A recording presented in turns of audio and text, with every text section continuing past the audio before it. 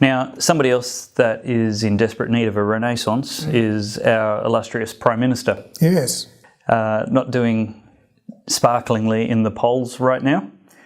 No, it's been a pretty ugly slide down, and especially this last poll. And the amount of talk now about him being doomed, it's starting to become a wide... Is it that widespread... self-fulfilling prophecy again, that the media are circling like sharks and creating a whirlpool vortex that sucks in leaders? I think the media does have a very powerful effect in that, to the point you get into a cycle of just believing everything you hear.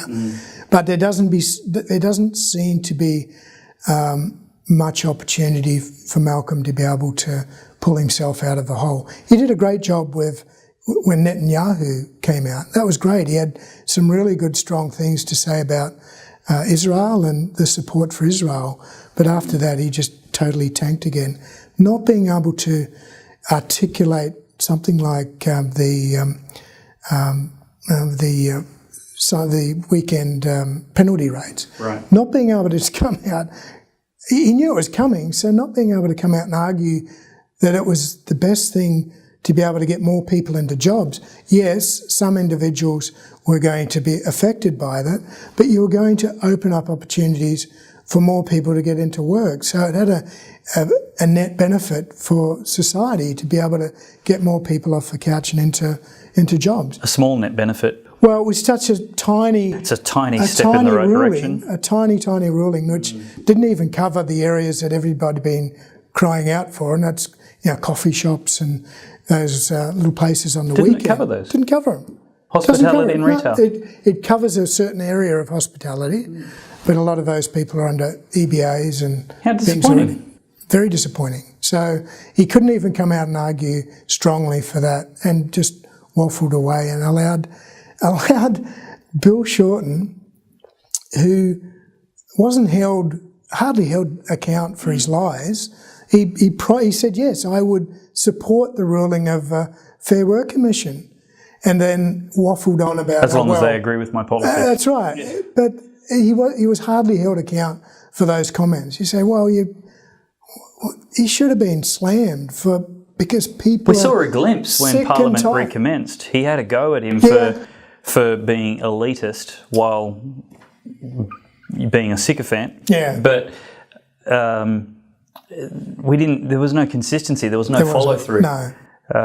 He pulled short. Yeah, he pulled his shot. Did his little gig and didn't follow up and keep pounding away, because Bill Shorten would be a total disaster for this country if he got in as Prime Minister. Yeah, agreed. What do you think the path is going to be? What options has Malcolm Turnbull got? What options has the Liberal Party got? Are they going to, again, dump Malcolm Turnbull like the Labor Party dumped Julia Gillard? Are they going to just ride it out and lose the election and then find a new leader? If they change leaders, who do you think's in the mix? Well, I don't think they can just sit on their hands. I think the decline in the polls, it's well below what Tony Abbott was when he was rolled. So the polls have dropped dramatically, and it's a very sick situation, which is going to have an impact in Western Australia as well on the election there on the weekend. So you've got, it's something he'll have to change. It would be great if he said, look, I recognise that I'm not doing the job and I'll step aside for someone else, but we're dreaming if we think that's going to happen. So someone's going to have to... That would be good. It would be good. That would be the best thing for the party and for the nation. It would be a great outcome. That would be to recognise that. Bloodless, lossless way. And he's ticked off his gig as Prime Minister on his resume, on his list of his bucket list. His bucket list. So he's got that out of the way. But that's not going to happen, or I doubt whether that'll happen. So it's going to be up to some other leader to fill in the gap. And do you think they should? Do you think he should be toppled, or do you think the Liberal Party should grow up like they should have under Tony Abbott and just wear it on the chin, ride it to the election, and actually have some character which involves taking their losses? Well, they should have had character back then with Tony Abbott, but they didn't have character. So do they double down? Or well, I think they've got to... Better late than never. I think they've got to recognise they made a very stupid decision and some mea culpa on that and go back to someone like... it's got to be a Conservative. So you think they should get rid of Malcolm before the election? I think they have to.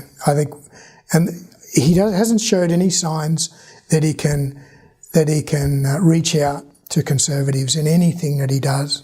So I think he has to either pull the pin himself or be shown the door, and a Conservative has to fill that role. He really is stuck in a no man's land, isn't he? He is, yeah. He's not able to, but he's trying to reach out to Conservatives, but falling short.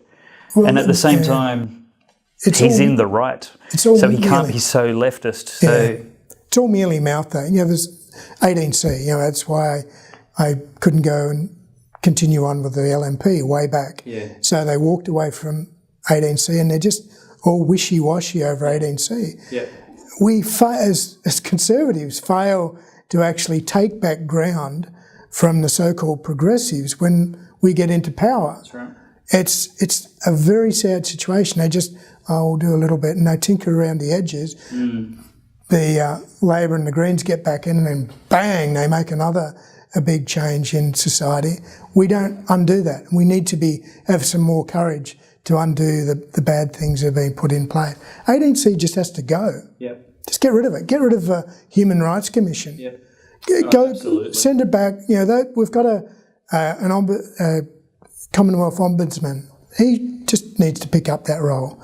So get rid of those two things, because all she has been is just a continual noise, the head of the Human Rights Commission, in the media, and it's been a continual drain on clear air for when politics. Honest. Well, either way, she's been a drain on the system.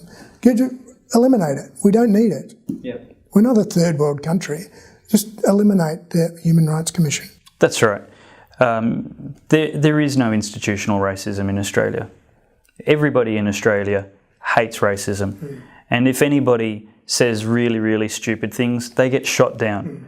They get shot down quickly, and I'll be the first, and there'll be a line of Conservatives ready to shoot down anybody who's being racist. Yeah, that's right. But hurting somebody's feelings is not against the law.